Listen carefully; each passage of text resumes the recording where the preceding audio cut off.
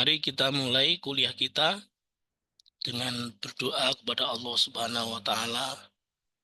Ala adiniyah sahihah al-Fatihah. A'udzu billahi minasyaitonir rajim. Bismillahirrahmanirrahim. Alhamdulillahirabbil alamin. Arrahmanir rahim. Maliki yaumiddin. Iyyaka na'budu wa iyyaka nasta'in. Ihdinas shiratal mustaqim. Shiratal ladzina an'amta 'alaihim ghairil maghdubi 'alaihim waladdallin.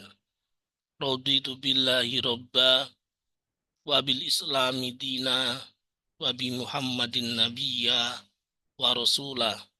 Rabbi zidni ilma warzuqni fahma. Rabbi shrah li sadri wa yassir li amri wahlul 'uqdatam min lisani yafqahu qawli. Amma ba'd. Alhamdulillahirabbil alamin. Wassalatu wassalamu ala sayyidil anbiya wal mursalin habibina wa syafi'ina Muhammadin wa ala alihi wa sahbihi wa man tabi'ahum bi ihsanin ila yaumidin. Ikhwani fiddin, peserta kuliah Takbir Iqtisadi pertemuan kelima yang berbahagia. Pada hari ini kita akan sampai pada subbahasan membaca referensi yang kedua. Setelah kemarin kita membaca referensi yang satu, terus kemudian sekarang pertemuan kelima membaca referensi yang kedua, besok pertemuan keenam membaca referensi yang ketiga, dan seterusnya sebagaimana di silabus yang pernah kita sampaikan di pertemuan pertama dulu. Pada pertemuan kelima ini ada paling tidak ada 10 slide yang disiapkan untuk menjadi bahan diskusi kita. Topik kita akan membaca referensi kitab As-Siyasah Al-Iqtisadiyah Al-Musla, karya Syekh Abdurrahman Al-Maliki. Di dalam bahasa Indonesia, kitab ini diterjemahkan menjadi Politik Ekonomi Islam. Paling tidak, dalam kitab itu ada beberapa poin ya yang kemudian di dalam perkuliahan ini Abi sampaikan dalam pokok-pokok bahasan, yaitu pengantar perkuliahan, terus evaluasi pertemuan sebelumnya, sekilas politik ekonomi Islam, studi kasus kontemporer, dan resume abstrak artikel. Jadi nanti di akhir kuliah kita, seperti pertemuan keempat kemarin, kalian membuat resume abstrak artikel, terus kemudian resume itu diposting ke WA Group. Jadi resume abstrak artikel ini terinspirasi dari kuliah kita pada siang hari ini. Begitu. Sama seperti kuliah sebelumnya, pertemuan keempat juga membuat resume abstrak artikel. Kalau pertemuan keempat kemarin dari kitab Al-Amwal, kalau pertemuan sekarang dari kitab As-Siyasah Al-Iqtisadiyah Al-Musla, besok pertemuan ke-6 dari kitab An-Nizam Al-Iqtisadi Al-Islam. Sama di akhir pertemuan membuat resume yang disusun menjadi abstrak, semacam abstrak artikel ilmiah. Nah, iwani filah rahmatullahi alaikum, sekilas politik ekonomi Islam, maka di dalam kitab As-Siyasah Al-Iqtisadiyah Al-Musla ada topik-topik yang diringkas menjadi 4 topik besar, yaitu pendahuluan, kemudian sumber-sumber ekonomi, kemudian jaminan kebutuhan primer, dan yang keempat adalah peningkatan kekayaan. Sama seperti di kuliah pada pertemuan-pertemuan sebelumnya, pernah habis sampaikan, harapannya setelah membaca referensi dari kitab 1 maupun kitab 2 maupun kitab 3 besok, peserta kuliah, teman-teman sekalian, sudah bisa memotret kasus di dalam perekonomian kontemporer ini masuk ke dalam subbagian apa dalam normativitas ekonomi Islam yang sedang kita kaji. Sehingga kemudian penting untuk diperhatikan betul oleh teman-teman, meskipun tidak interaktif nggak apa-apa. Kalau misalnya mau interaktif juga boleh melalui kolom chat atau kemudian lewat WA bisa. Insya Allah Habib bisa menyesuaikan. Tetapi yang paling penting adalah perhatian teman-teman, konsentrasi full, karena mengkaitkan antara maklumah sabikoh teman-teman yang ada hubungannya dengan materi-materi kuliah yang pernah Habib sampaikan di kelas, termasuk dalam pembacaan referensi-referensi teman-teman dalam konteks tabir ekonomi ini, yaitu kitab yang pernah, kitab Al-Amwal dan kitab Asyasah Al-Iqtisadah Musla yang akan Nabi sampaikan. Dan maklumah sabikoh itu kemudian dihubungkan dengan realitas wakil yang terjadi secara empirikal di tengah-tengah masyarakat perekonomian yang ada.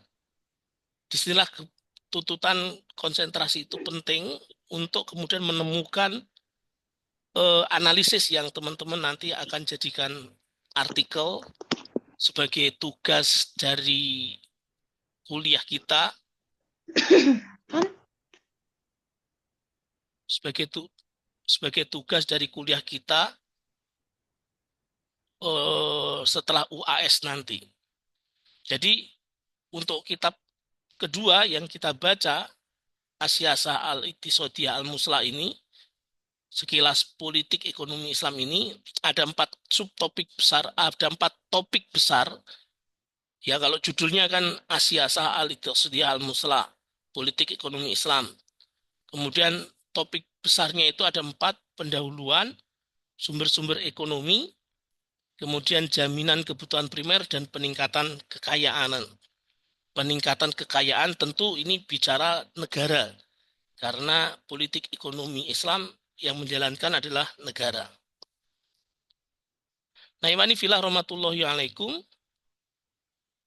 di dalam pendahuluan politik ekonomi Islam, kitab ini itu membahas mengoreksi dulu ekonomi kapitalisme, ekonomi sosialisme, di mana letak kesalahan-kesalahannya dalam aspek politik ekonominya. Jadi politik ekonomi kapitalisme dikritik karena dia hanya berangkat dari kerakusan-kerakusan, yang kemudian kerakusan itu terakumulasi, ya, kerakusan 1 orang, kerakusan 2 orang, kerakusan 3 orang, sampai membentuk pasar yang berangkatnya dari kerakusan pasar bebas. Pasar bebas. Sampai kemudian pasar bebas menjelma menjadi penjajahan, ya, ke luar negeri. Bahkan ada perubahan taktik penjajahan yang dulu dengan senjata, ada perang dunia 1, perang dunia 2, termasuk di negeri kita, di Indonesia ini, korban dari penjajahan senjata oleh Belanda, ya, di mana pada saat itu Belanda datang ke Indonesia berkedok mencari rempah-rempah sebagai komoditas dagang, tapi ternyata juga memonopoli perdagangan internasional itu, bahkan membawa nilai-nilai kapitalisme yang mereka ekspor dari Belanda, dari negeri mereka, ke Nusantara. Waktu itu belum ada Indonesia, masih Nusantara, masih sifatnya masih kesultanan-kesultanan. Begitu Perang Dunia I, Perang Dunia II berlanjut sampai kemudian taktik penjajahan berubah, tidak lagi menggunakan senjata, tapi menjadi dengan utang luar negeri, berkedok bantuan, bahkan berkedok juga dengan investasi. Jadi investasi utang itu hanya topeng dari kapitalisme untuk melanggengkan penjajahan mereka, untuk melanggengkan, melestarikan kapitalisme, untuk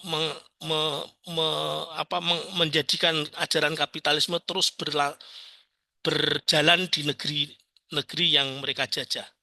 Padahal jelas kerusakan kapitalisme sudah kasat mata, di depan mata, ya, adanya kelas sosial dari yang kaya dengan yang miskin, nggak ada ujung batasnya, yang kaya semakin kaya dengan jumlah kekayaan tak terhingga, namun si kaya ini orangnya semakin sedikit, kayak piramida begitu.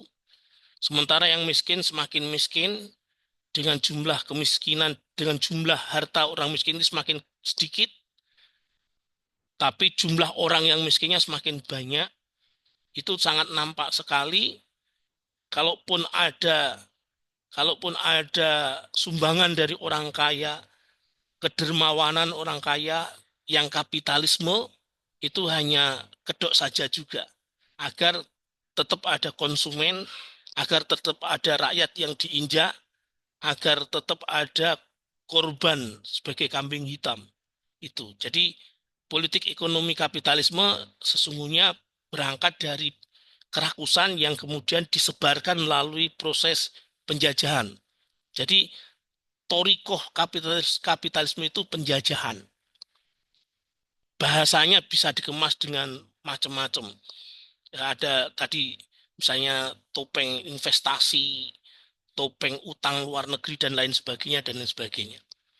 Kemudian politik ekonomi sosialisme landasan awalnya sebetulnya berangkat dari antitesa kapitalisme yang tidak bisa mewujudkan keadilan, sehingga sosialisme menuntut adanya keadilan ini, menuntut adanya pemerataan. Jadi kalau kapitalisme cenderung pada pertumbuhan terus, menimbun kekayaan terus sebanyak-banyaknya, mencari kekayaan sebanyak-banyaknya, semakin rakus orang itu semakin baik karena semakin produktif. Sementara sifatnya vertikal, kalau kapitalisme itu untuk menumpuk kekayaan semakin banyak ini kan ke atas itu. Tapi kalau politik ekonomi sosialisme ini, karena dia berangkat dari antitesa kapitalisme, dia mengkritik kapitalisme yang apa? Yang menimbulkan kelas, sehingga ada kecemburuan antara kaum kaum berjuis dengan kaum proletar. Kaum berjuis semakin kaya, semakin hartanya semakin banyak, meski si berjuis ini tidak bertambah juga, orangnya itu saja. Sementara kaum proletar semakin hari semakin banyak, hanya saja kekayaannya semakin berkurang, diperas terus oleh kaum berjuis. Nah, ini menimbulkan kecemburuan oleh sosialisme, sehingga kemudian torikoh mereka di dalam mengemban ide-ide sosialisme ini dengan benturan antar kelas. Jadi untuk bisa mewujudkan keadilan dengan pemerataan menurut sosialisme adalah dengan melaksanakan benturan antar kelas. Nah, ide ini sebetulnya rusak juga. Kenapa? Karena ide sosialisme ini bertumpu kepada seakan-akan opini yang dikembangkan adalah opini kepedulian kepada masyarakat, opini kebersamaan, komanditer, sifatnya komunal. Makanya kemudian di antara turunan dari sosialisme itu adalah komunisme, komunal, sifatnya kenegaraan. Kalau kapitalisme tadi sifatnya egoisme, individu, kalau komunisme ini sifatnya komunal, sosialisme ini sifatnya negara. Ini ide yang rusak ya, baik komunisme, baik sosialisme negara maupun sosialisme sejati sama-sama rusak. Kenapa? Karena utopia akut ya dalam aspek kepemilikan misalnya, politik ekonomi sosialisme tidak menganggap individu itu memiliki kepemilikan. Jadi isu kepemilikan dihapuskan. Tidak ada yang memiliki kecuali milik negara. Semuanya milik negara. Semuanya milik negara. Kalau rakyat pengen sejahtera, tinggal disuapin oleh negara. Maka kemudian menjadi sangat utopis karena apa? Karena justru rakyat tidak memiliki daya kreativitas, rakyat jadi malas untuk berproduksi, rakyat jadinya manja, tinggal dininabobokan oleh negara saja. Yang munculnya adalah kebodohan massal dan lain sebagainya, yang itu ternyata bertentangan dengan fitrah manusia. Kedua-duanya, baik kapitalisme maupun sosialisme, sama-sama bertentangan dengan fitrah manusia, sama-sama sistem yang dari sejak lahirnya sudah cacat. Nah, dari situlah kemudian latar belakang itu ditulis, sehingga membutuhkan politik ekonomi ideal. Tidak sekedar mengejar pertumbuhan yang semakin tinggi, semakin sejahtera, padahal justru yang muncul adalah kesenjangan, atau pemerataan yang utopis, sama rata sama rasa, tetapi pertumbuhan dan pemerataan secara apa komprehensif dilakukan. Politik ekonomi ideal itu tentu politik ekonomi Islam. Karena politik ekonomi Islam itu munculnya dari ajaran-ajaran Islam, dari sistem ekonomi Islam.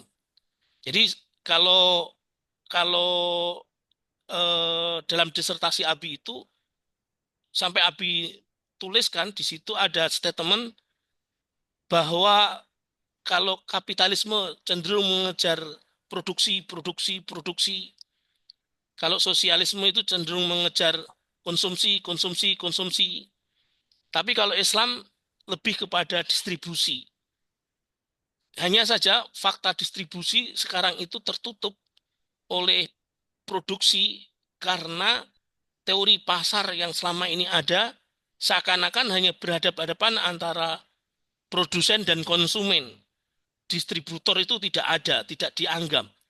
Padahal distributor itu satu problem sendiri yang paling asasi, dan realitasnya memang begitu. Sumber daya alam itu sangat cukup kalau hanya untuk memenuhi kebutuhan hidup manusia. Yang tidak cukup itu ketika sumber daya alam itu digunakan untuk memenuhi hawa nafsu manusia, keserakahan manusia, kerakusan manusia, keinginan-keinginan manusia, yaitu kapitalisme itu.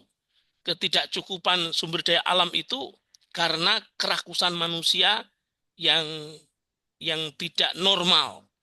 Masa manusia makan aspal, masa manusia makan batu bara, korupsi dan lain sebagainya dan sebagainya. Seperti itu. Makanya kemudian sesungguhnya problem ekonomi tidak pada produksi, tidak pada konsumsi, tapi pada distribusi, di mana sumber daya alam yang melimpah yang diciptakan oleh Allah Subhanahu wa taala ini bisa mencukupi untuk seluruh umat manusia bahkan sedunia, asal distribusinya bisa adil dan merata. Itulah politik ekonomi Islam, politik ekonomi ideal. Nah, Iwani filah rahmatullahi alaikum, kitab Asyasa al-Iqtisadiyah al-Musla ini menjelaskan sumber-sumber ekonomi. Yang pertama adalah pertanian. Kemudian yang kedua industri, yang ketiga adalah perdagangan. Dan yang terakhir tenaga manusia. Dalam topik pertanian, kitab ini menjelaskan kesalahan teori persamaan kepemilikan tanah, mengkritik sosialisme yang menghapuskan kepemilikan secara total, termasuk kepemilikan tanah. Semuanya kepemilikan itu milik negara. Individu-individu tidak boleh memiliki kepemilikan apapun, termasuk kepemilikan tanah.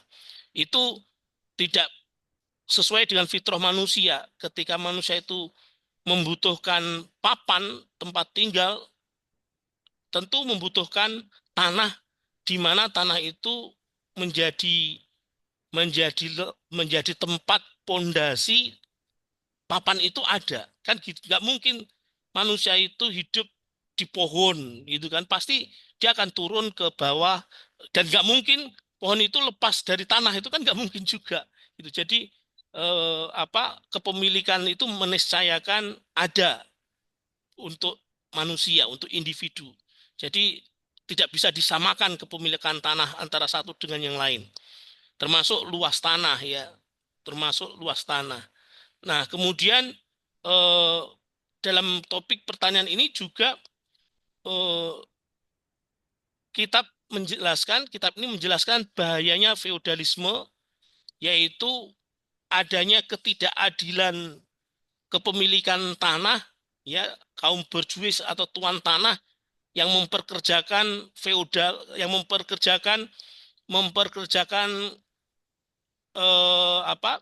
kaum buruh tanah ya, itu menjadikan feodalisme. Jadi awalnya dulu kan asumsinya manusia itu kan hidup selalu mencari dengan cara berpindah-pindah.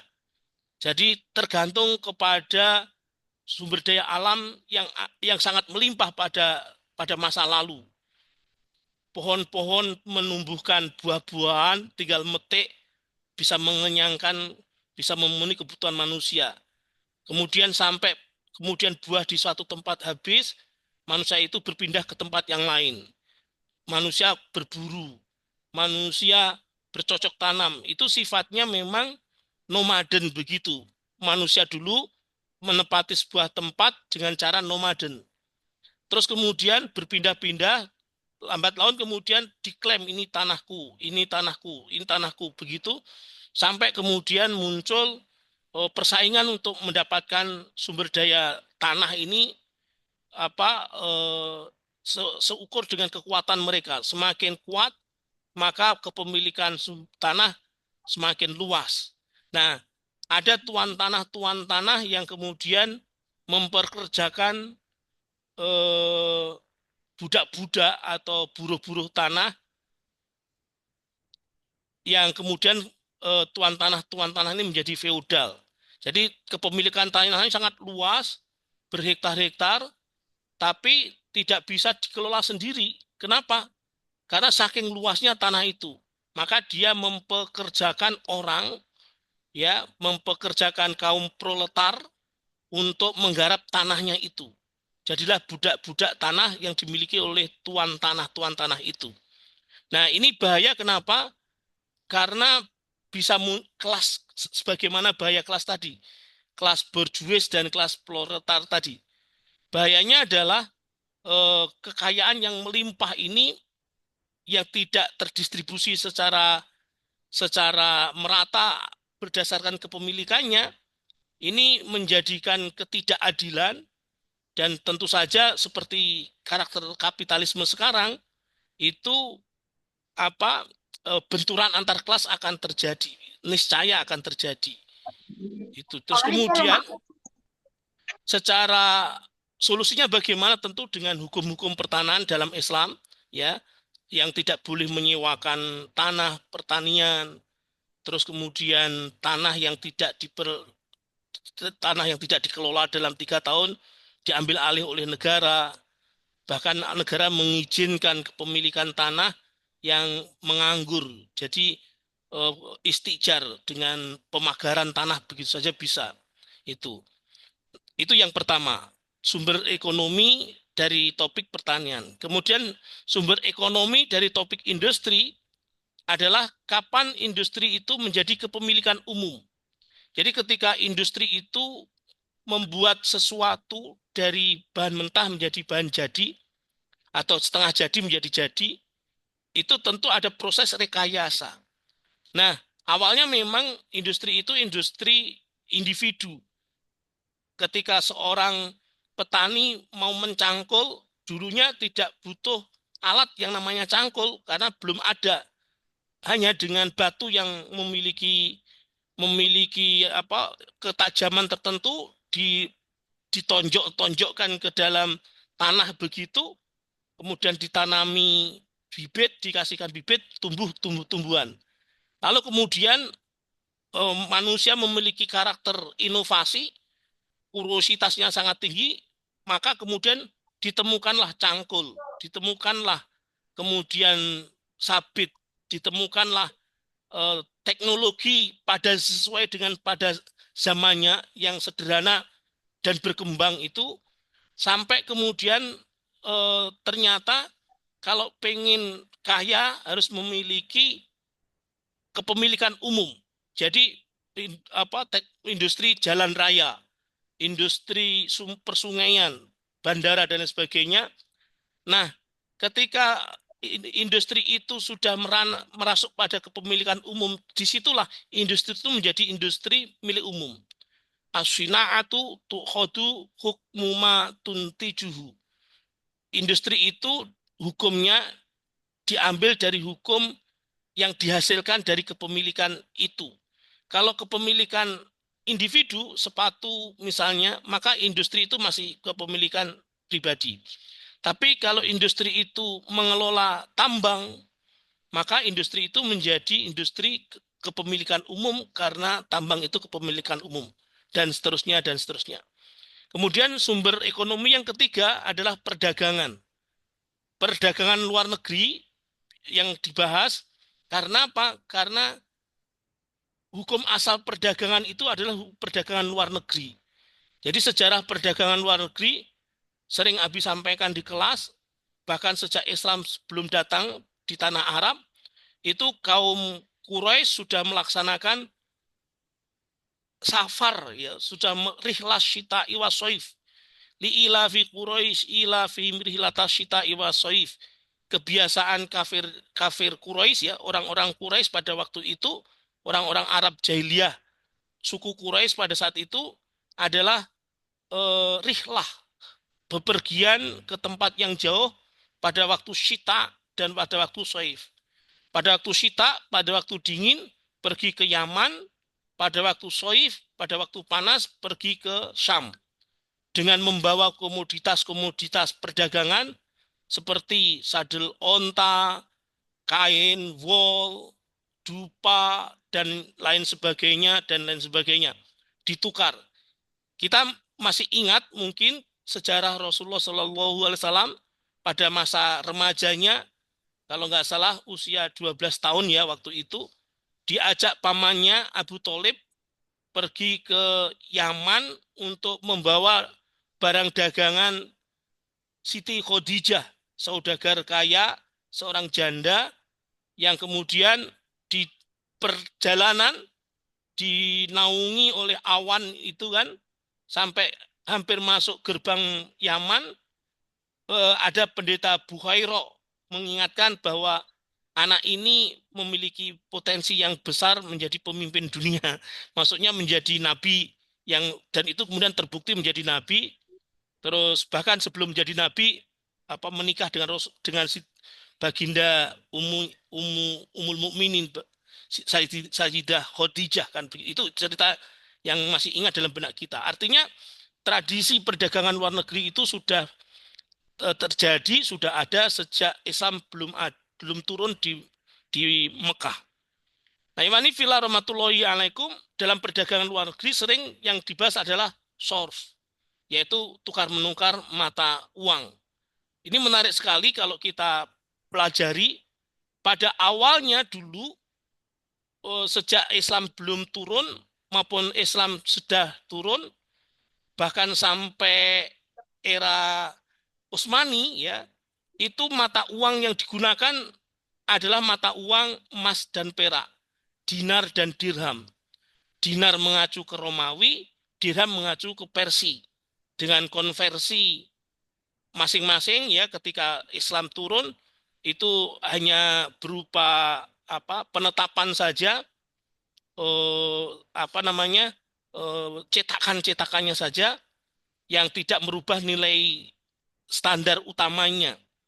Hanya saja Ya, sejak Rasulullah, sejak Umayyah, Abbasiyah, Rasulullah, Khulafaur Rasyidin, Umayyah, Abbasiyah, Utsmaniyah. Makanya kemudian Rasulullah mentakrir mata uang Islam itu dengan emas dan perak, dengan dinar dan dirham, sebagaimana mata uang Romawi dan Persia, sebagai hukum, sebagai tasyrik yang kemudian ini ajaran Islam.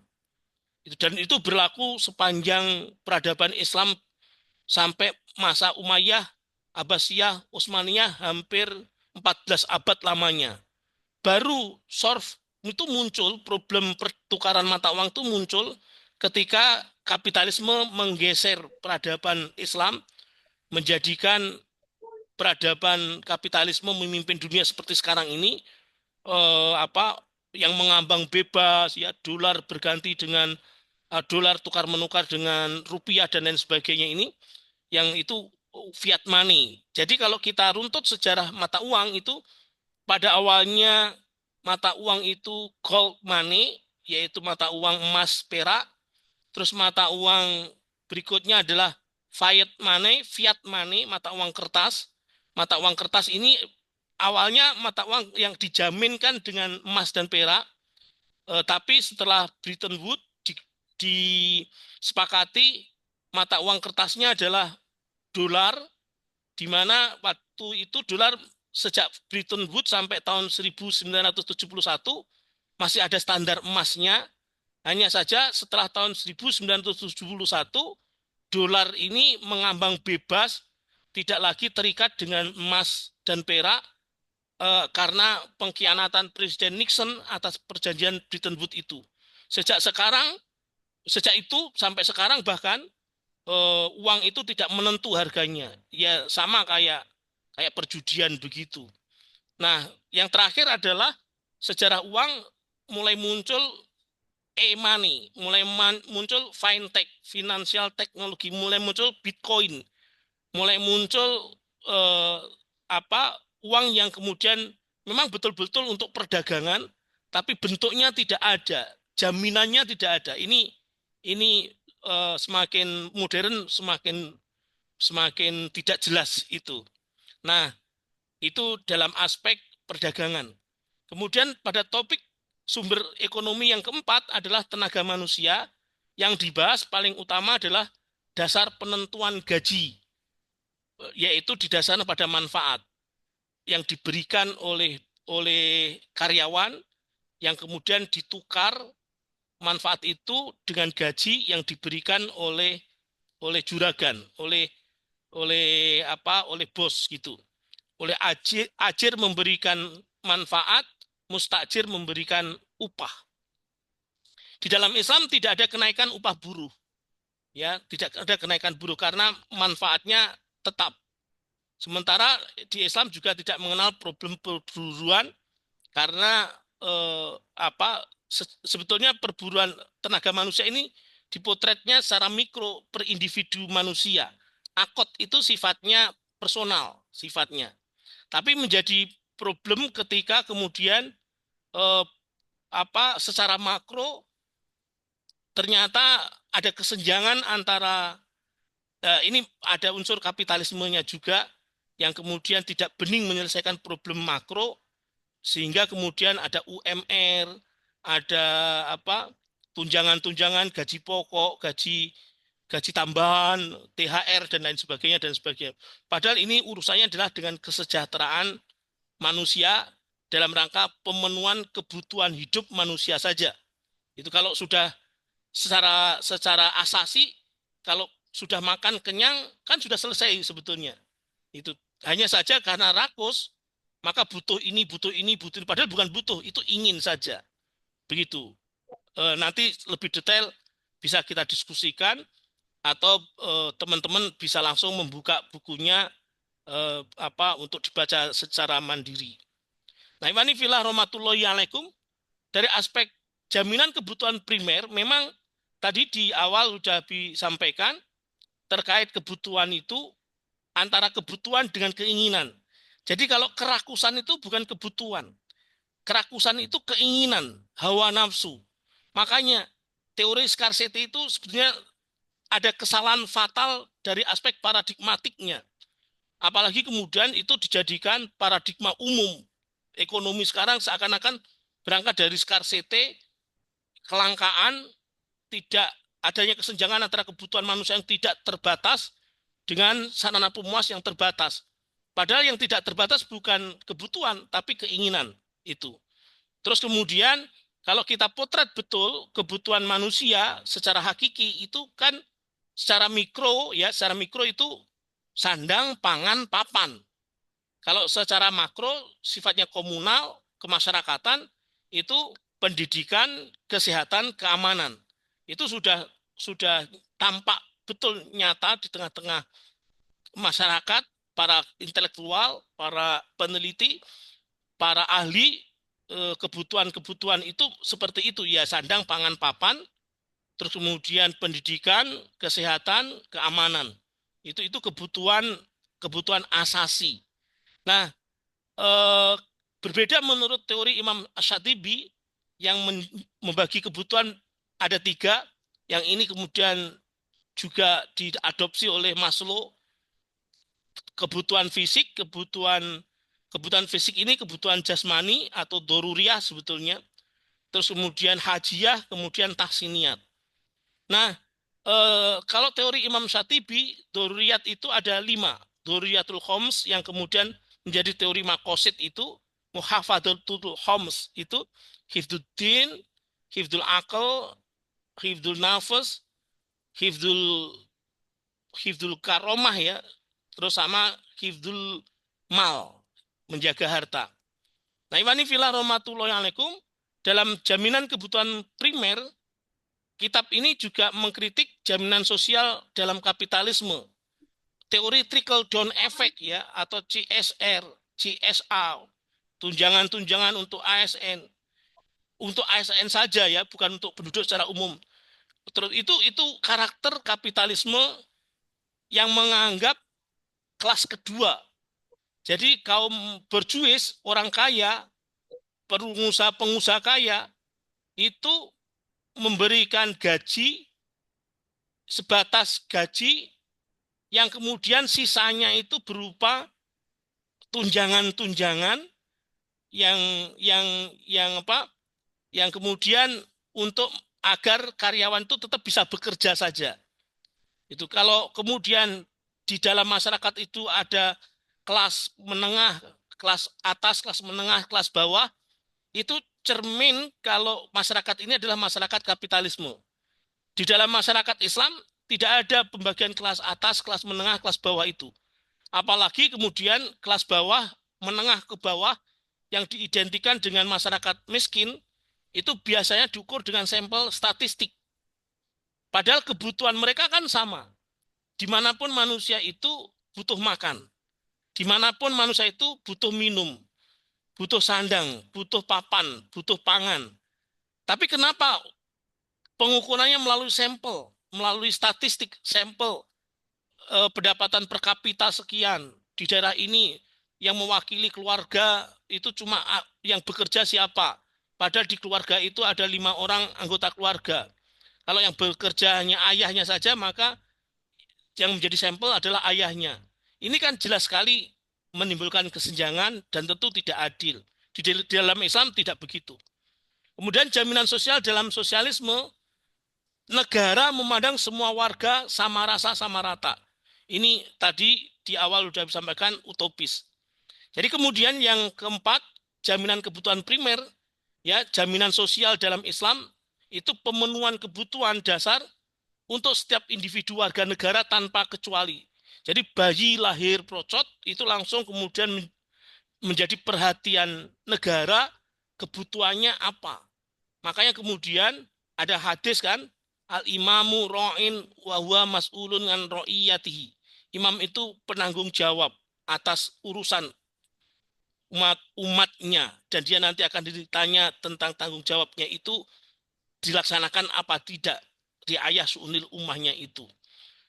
Ini menarik ya, mungkin bisa dikaitkan juga dengan makan siang gratis ya, makan bergizi gratis ya, program pemerintah sekarang ini. Selanjutnya, Iwani Fila Rahmatullahi Alaikum, peningkatan kekayaan negara sebagai topik terakhir dari kitab ini adalah politik pertanian, politik industri, pendanaan proyek-proyek.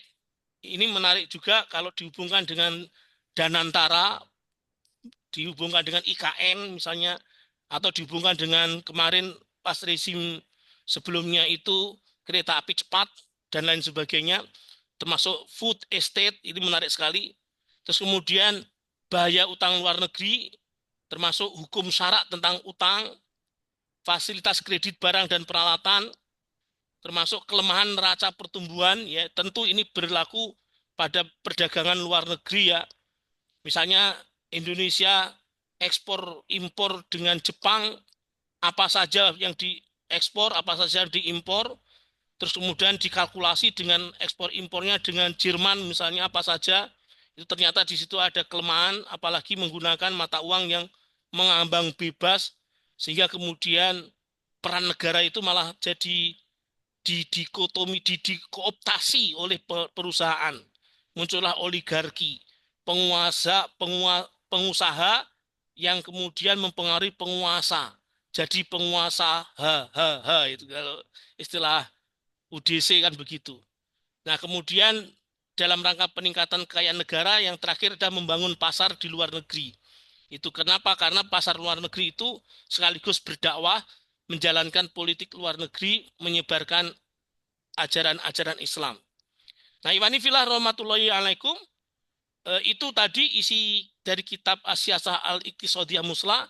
Selanjutnya adalah studi kasus kontemporer, misalnya tadi dihubungkan dengan Danantara, gabungnya Indonesia dengan OECD ya. OECD itu organisasi negara-negara maju, negara-negara Eropa yang maju, termasuk BRICS ya, bergabungnya Indonesia dengan BRICS. Terus Volu Netsing 2030, Forestry and Other Land Use, ini bisa disaksikan nanti videonya ya. Abi tadi pagi habis tapping menyikapi kebijakan Menteri Kehutanan terkait Volu Netsing 2030 ini, Forestry and Other Land Use tahun 2030, di mana Mas Menteri ya, Mas Raja Juli masih muda sudah jadi menteri. Ini dari partai PSI merekrut beberapa temannya dari sama-sama partai untuk terlibat di program Polu ini, program Forestry and Other Land Use ini. Ditunggu aja videonya, insya Allah nanti kalau sudah publish, sudah rilis, Abi bagikan ke teman-teman. Termasuk kalau dikaitkan dengan efisiensi anggaran dan sebagainya. Silakan teman-teman berkonsentrasi untuk meresum, untuk membuat abstrak ya dari teori yang Abi sampaikan dari kitab As-Siyasah Al-Iqtisadiyah Muslah ini dengan realitas kekinian yang tafadhol, mau ambil topik yang apa silahkan saja. Ya, resum abstraksinya berupa artikel seperti pertemuan sebelumnya ya, meliputi 5 kata kan, 5 kalimat saja kan, 5 kalimat saja. Topik utamanya apa, judulnya, terus kemudian tujuan penulisan artikel apa, terus kemudian metodenya bagaimana, terus kemudian hasilnya seperti apa, terus kontribusi, relevansi dan lain sebagainya.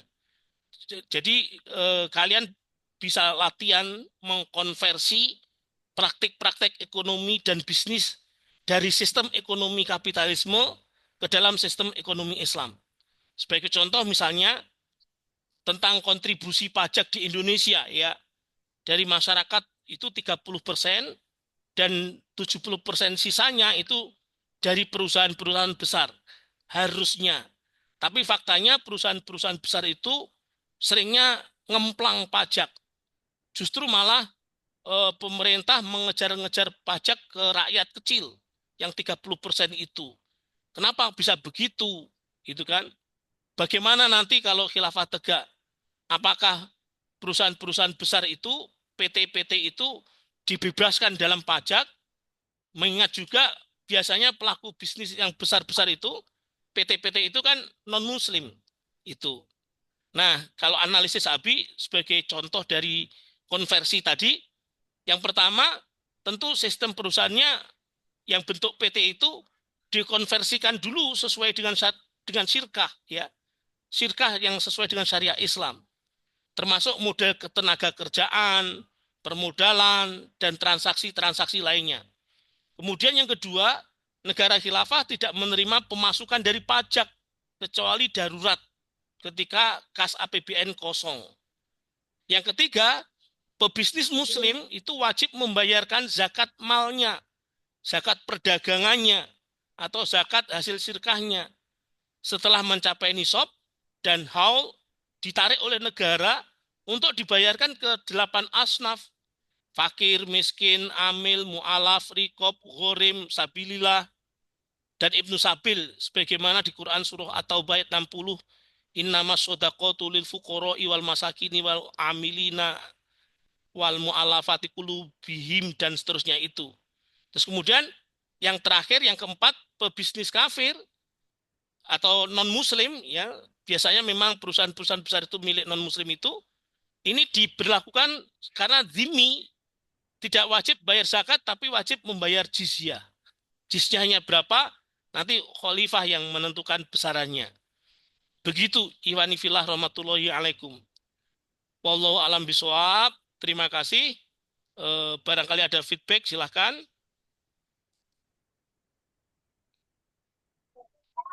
Kita tutup dulu kuliah kita ya dengan membaca doa kafaratul majlis. Subhanakallahumma bihamdika asyhadu an la ilaha illa anta astaghfiruka wa atubu ilaik. Assalamualaikum warahmatullahi wabarakatuh. Waalaikumsalam. Waalaikumsalam warahmatullahi wabarakatuh.